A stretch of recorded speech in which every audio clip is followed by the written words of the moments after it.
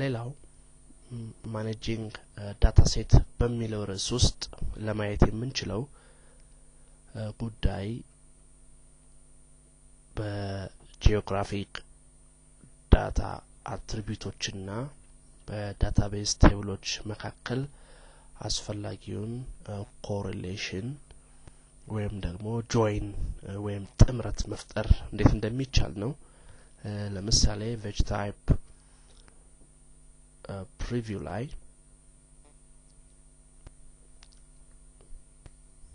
በቴብል ውስጥ የሚገኙ የተለያዩ ቫልዩዎችን እናገኛለን። በተመሳሳይ ደግሞ ቬጂቴሽን ጂኦግራፊክ ዳታ ውስጥ ፖሊገን የሚለውን ጂኦግራፊክ ፊቸር መርጠን ቴብሉን ከፍተን ብናየው እዚህ ውስጥም እንዲሁ አትሪቢዩቶችን እናገኛለን። በእነኚህ በሁለት ቴብሎች መካከል ያለው መሰረታዊ ልዩነት ምንድነው? ፖሊገን ውስጥ ያለው ቴብል ሁለት ቨርዥኖች ወይ ገጽታዎች አሉት፣ ጂኦግራፊ እና ቴብል ወይም አትሪቢዩት። ስለዚህ ማብራሪያው በቴብል መልክ አለ ማለት ነው። ቬጅ ታይፕ ቴብል ላይ በመጣበት ሰዓት ግን ያለው ቨርዥን ቴብል ብቻ ነው፣ ጂኦግራፊክ ኮምፖነንት ይጎላል። ነገር ግን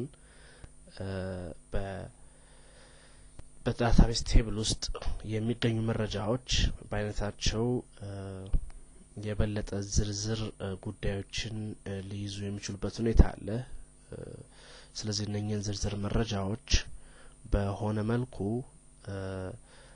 ከቬጂቴሽን ፖሊገን ስፓሻል ፊቸር ውስጥ ከሚገኘው አትሪቢዩት ቴብል ጋራ ማቆራኘት የሚቻልበት አካሄድ አለ።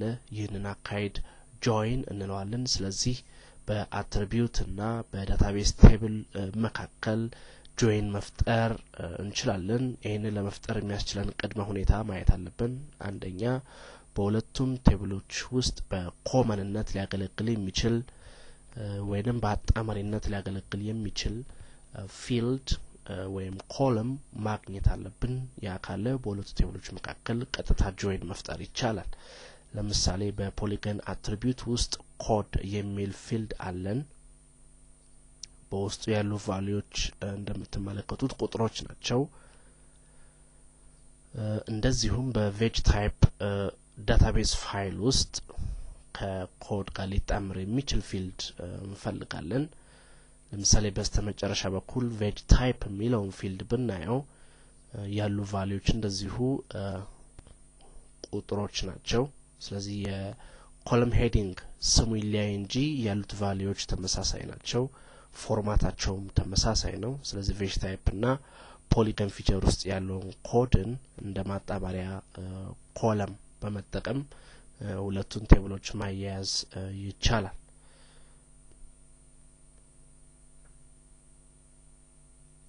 አትሪቢዩት ቴብሎችና ዳታቤዝ ቴብሎችን ጆይን ለማድረግ የምንችለው ምንጊዜም ቢሆን አርክ ማፕ ፕሮግራም ላይ ነው። ስለዚህ አርክ ማፕን እንከፍታለን።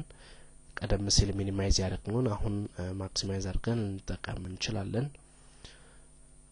እንደተለመደው ሁለቱን ቴብሎች ሪስቶር እናደርጋለን፣ ካታሎግን ከላይ እናደርጋለን። ስለዚህ አስፈላጊ የሆኑ ዳታዎችን ከካታሎግ አንስተን ወደ አርክ ማፕ አድ እናደርጋለን በድራጊንግ። ፖሊገንን አድ እንዲሁም ቬጅ ታይፕንም እንደዚሁ አድ በድራግ ኤንድ ድሮፕ ማለት ነው። መልሰን ካታሎግን ሚኒማይዝ ማክሲማይዝ አርክ ማፕ። አሁን በቬጂቴሽን ፖሊገን አትሪቢዩት እና በቬጅ ታይፕ ዳታቤዝ ቴብል መካከል ጥምረት ወይንም ጆይን ለመፍጠር እንግዲህ ቬጂቴሽን ታይፕ ላይ ራይት ክሊክ አድርገን ጆይንስ ኤንድ ሪሌትስ እንገባለን። ከዛ ጆይን እንመርጣለን።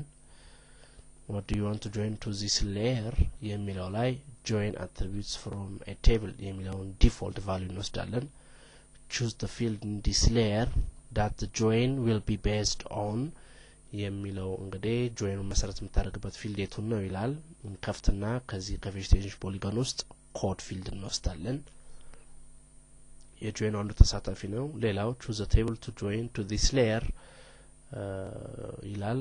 ስለዚህ ከማን ጋር ነው ጆይን መታረጋው ይላል። እዚሁ vegetable ስለመረጥን በዲፎልት ይወጣል ከድሮፕ ዳውን አሮ ልናወጣ እንችላለን ግን ሊስት ውስጥ ካጣን በኦፕን በኩል ወይም በብራውዝ በኩል ገብተን ከሚገኝበት አድራሻ በመክፈት ከማን ጋር ጆይን እንደሚሆን ማሳየት ይቻላል ሌላው choose the field in the table to base the join on ይላል ከዚህ ከቬጅ ታይፕ ውስጥ የምትጠቀመው ፊልድ ማን ነው ኮድን ለቬጅ ፖሊገን አጣማሪ ፊልድ እንደመረጥን ሁሉ ለቬጅ ታይፕ ደግሞ አጣማሪ ፊልድ የሚሆነው ኮለም የትኛው መሆኑን እዚህ እናሳያለን ማለት ነው ስለዚህ እሱንም ከፍትና ቬጅ ታይፕ ፊልድን ከቬጅ ታይፕ ቴብል ወስደን ኦኬ እንላለን በዚህ ጊዜ ጆይን በመናልከበት ጊዜ ኢንዴክስ አልተደረገም ነው የሚለን እንግዲህ ኢንዴክስ ማድረግ የሚያገለግለው በኋላ ጆይን የሆነው ዳታ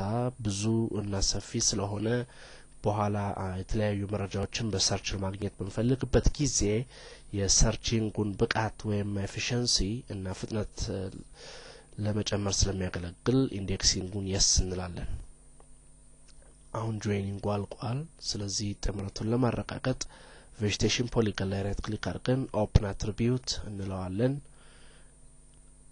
የvegetation polygon ውስጥ የነበረው attribute እና ራሱ ያዘውን ዳታ እና እንዲሁም ጨምሮ ደግሞ vegetation type ውስጥ የነበረው መረጃ ዳታቤዝ ውስጥ የነበረው መረጃ በሙሉ አንድ ላይ አካቶ ትልቅ ቴብል ይፈጠራል ማለት ነው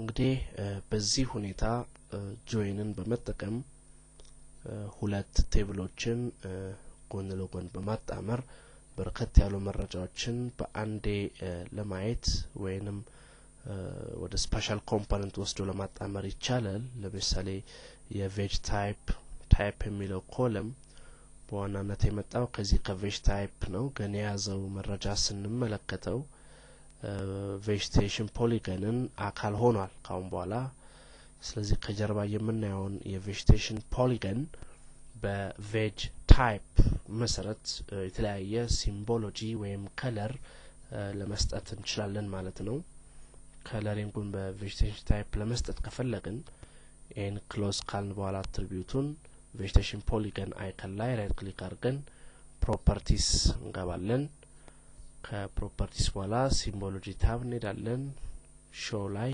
ካታጎሪስ ነው የምንመርጠው ከካታጎሪስ ውስጥ ደግሞ ዩኒክ ቫልዩ በመምረጥ ቫልዩ ፊልዱን ለምሳሌ ሲምቦላይዝ ማድረግ የምንፈልገው ፊልድ እንመርጣለን ቬጅ ታይፕን እንወስዳለን ከዛ አድ ኦል ቫልዩስ እንላለን ያሉት 5 ቫልዩዎች ይወጣሉ ማለት ነው 5 ቫልዩዎችን እናያለን እንግዲህ 5ቱ ዋናው ናቪጌሽን ከቨሮች ከዚህ የሚመለከቱት ናቸው ይሄን ኦኬ ብለን ብንወጣ በስተዲ ኤሪያው በቬጂቴሽን ታይፕ መሰረት ሲምቦላይዝድ ይሆናል ማለት ነው ስለዚህ ለማድረግ የተቻለው ከቬጅ ታይፕ ካገኘነው መረጃ ነው ማለት ነው